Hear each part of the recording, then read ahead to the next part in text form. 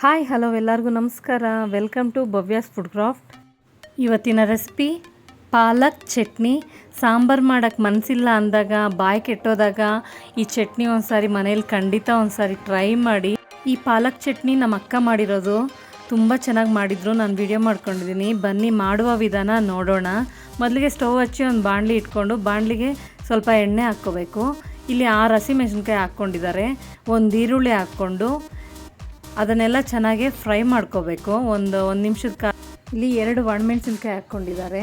ಇಲ್ಲಿ ಒಂದು ಫುಲ್ ಗಡ್ಡೆ ಬೆಳ್ಳುಳ್ಳಿನ ಬಿಡಿಸಿ ಅದರಲ್ಲಿ ಹಾಕ್ಕೊಂಡು ಅದನ್ನು ಸಹ ಚೆನ್ನಾಗಿ ಫ್ರೈ ಮಾಡ್ಕೋಬೇಕು. ಇದು 1 ನಿಮಿಷದ ಕಾಲ ಅದನ್ನು ಫ್ರೈ ಮಾಡ್ಕೋಬೇಕು. ಇಲ್ಲಿ 2 ಟೊಮೊಟೊ ಸಣ್ಣ ಕಟ್ ಮಾಡಿ ಹಾಕ್ಕೊಂಡಿದ್ದಾರೆ. ಸ್ವಲ್ಪ ಹುಣಸೆಹಣ್ಣು ಜಾಸ್ತಿ ಹಾಕ್ಕೋಬಾರ್ದು, ಸ್ವಲ್ಪ ಹಾಕ್ಕೋಬೇಕು ರುಚಿಗೆ. ಅದನ್ನೆಲ್ಲ ಚೆನ್ನಾಗಿ ಫ್ರೈ ಮಾಡ್ಕೋಬೇಕು. ಇಲ್ಲೂ ಸಣ್ಣದು 1 ಕಟ್ ಪಾಲಕ್ಕು ಎಲೆ ಮಾತ್ರ ಬಿಡಿಸ್ಕೊಂಡಿದ್ದೀನಿ ನೋಡಿ. ಈ ಥರ ಎಲೆ ಮಾತ್ರ ಬಿಡಿಸ್ಕೋಬೇಕು.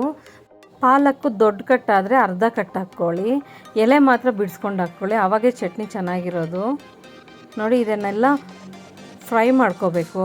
5 ನಿಮಿಷ ಇದು ಪಾಲಕ್ಕು ಟೊಮೊಟೊ ಈರುಳ್ಳಿ ಎಲ್ಲ ಚೆನ್ನಾಗಿ ಬೇಯಬೇಕು ಎಣ್ಣೆಯಲ್ಲೇ. ಅಲ್ಲಿವರೆಗೂ ಇದನ್ನು ಬೇಯಿಸ್ಕೊಳ್ಳಿ. ಖಂಡಿತ ಒಂದು ಸಾರಿ ಮನೇಲಿ ಟ್ರೈ ಮಾಡಿ. ತುಂಬ ಚೆನ್ನಾಗಿತ್ತು ಪಾಲಕ್ ಚಟ್ನಿ ಅಂತೂ.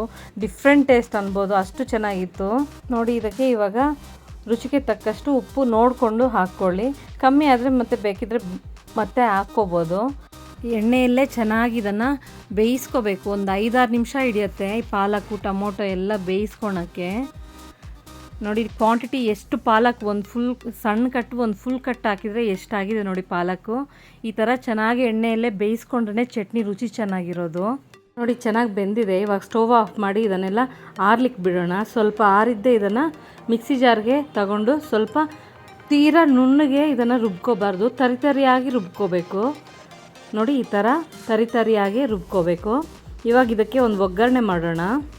ಸ್ಟವ್ ಹಚ್ಚಿ ಅದೇ ಬಾಣಲಿ ಇಡೋಣ. ಬಾಣಲಿ ಬಿಸಿಯಾಗಿದೆ, ಸ್ವಲ್ಪ ಎಣ್ಣೆ ಹಾಕ್ಕೊಂಡು ಅದರಲ್ಲಿ ಸ್ವಲ್ಪ ಸಾಸಿವೆ ಹಾಕ್ಕೊಂಡು, ಸಾಸಿವೆ ಚೆನ್ನಾಗಿ ಸಿಡಿದ ನಂತರ ಇದಕ್ಕೆ ಸ್ವಲ್ಪ ಜೀರಿಗೆ ಹಾಕ್ಕೊಂಡು ಅದನ್ನೆಲ್ಲ ಚೆನ್ನಾಗಿ ಸಿಡಿಸ್ಕೋಬೇಕು ನೋಡಿ. ಸಾಸಿವೆ ಜೀರಿಗೆ ಚೆನ್ನಾಗಿ ಸಿಡಿದ ನಂತರ ಸಣ್ಣ ಈರುಳ್ಳಿ ಇದ್ದರೆ ಹಾಕ್ಕೊಳ್ಳಿ, ಇಲ್ಲ ಅಂದರೆ ದೊಡ್ಡ ಈರುಳ್ಳಿನೇ 1 ಈರುಳ್ಳಿ ಕಟ್ ಮಾಡಿ ಹಾಕ್ಕೊಳ್ಳಿ. ಈರುಳ್ಳಿ ಕರಿಬೇವು, ಇವಾಗ ಸ್ವಲ್ಪ ಹಿಂಗೆ ಹಾಕ್ಕೋಬೇಕು. ಇದನ್ನೆಲ್ಲ ಒಗ್ಗರಣೆನೆಲ್ಲ ಚೆನ್ನಾಗಿ ಕೆಂಪಗಾಗೋವರೆಗೂ ಅದನ್ನು ಫ್ರೈ ಮಾಡ್ಕೋಬೇಕು ನೋಡಿ. ಈ ಥರ ಒಗ್ಗರಣೆ ಎಲ್ಲ ಕೆಂಪಗಾಗೋವರೆಗೂ ಫ್ರೈ ಮಾಡಿಕೊಂಡು ಇವಾಗ ಇದಕ್ಕೆ ರುಬ್ಬಿಟ್ಟಿರೋ ಪಾಲಕ್ ಸೊಪ್ಪನ್ನ ಎಲ್ಲ ಈ ಬಾಣಲಿಗೆ ಸೇರಿಸ್ಕೊಳ್ಳೋಣ ನೋಡಿ. ರುಬ್ಬಿಟ್ಟಿರೋದೆಲ್ಲ ಇದಕ್ಕೆ ಹಾಕ್ಕೊಂಡು ಚೆನ್ನಾಗಿ ಮಿಕ್ಸ್ ಮಾಡಿಕೊಂಡು, ಇವಾಗ ಉಪ್ಪು ಏನಾದರೂ ಕಮ್ಮಿ ಇದ್ದರೆ ಉಪ್ಪು ಹಾಕ್ಕೊಂಡು ಮಿಕ್ಸ್ ಮಾಡ್ಕೊಳ್ಳಿ. ಪಾಲಕ್ ಸೊಪ್ಪು ಇಷ್ಟ ಆಗೋರಿಗೆ ಈ ಪಾಲಕ್ ಚಟ್ನಿ ಖಂಡಿತ ತುಂಬ ಇಷ್ಟ ಆಗುತ್ತೆ. ಖಂಡಿತ ಒಂದು ಸಾರಿ ಮನೇಲಿ ಟ್ರೈ ಮಾಡಿ ನೋಡಿ. ಒಗ್ಗರಣೆಯಲ್ಲಿ 1 ನಿಮಿಷದ ಕಾಲ ಅದನ್ನು ಫ್ರೈ ಮಾಡಿದ್ರೆ ಪಾಲಕ್ ಚಟ್ನಿ ರೆಡಿ. ಈ ಪಾಲಕ್ ಚಟ್ನಿ ಖಂಡಿತ ಒಂದು ಸಾರಿ ಮನೇಲಿ ಟ್ರೈ ಮಾಡಿ ಹೆಂಗಿತ್ತು ಅಂತ ನಂಗೆ ಕಮೆಂಟ್ ಮಾಡಿ ತಿಳಿಸಿ. ಈ ರೆಸಿಪಿ ನಿಮ್ಗೆ ಇಷ್ಟ ಆಗಿದ್ದಲ್ಲಿ ಒಂದು ಲೈಕ್ ಮಾಡಿ, ನಿಮ್ಮ ಫ್ರೆಂಡ್ಸ್ ಆ್ಯಂಡ್ ಫ್ಯಾಮ್ಲಿಗೆ ಶೇರ್ ಮಾಡಿ. ಇನ್ನೂ ಸಬ್ಸ್ಕ್ರೈಬ್ ಮಾಡ್ಕೊಂಡಿಲ್ಲ ಅಂದರೆ ಪ್ಲೀಸ್ ಸಬ್ಸ್ಕ್ರೈಬ್ ಮಾಡ್ಕೊಂಡು ನೋಡಿ. ಈ ರೆಸಿಪಿ ನೋಡಿದ್ದಕ್ಕಾಗಿ ಧನ್ಯವಾದಗಳು.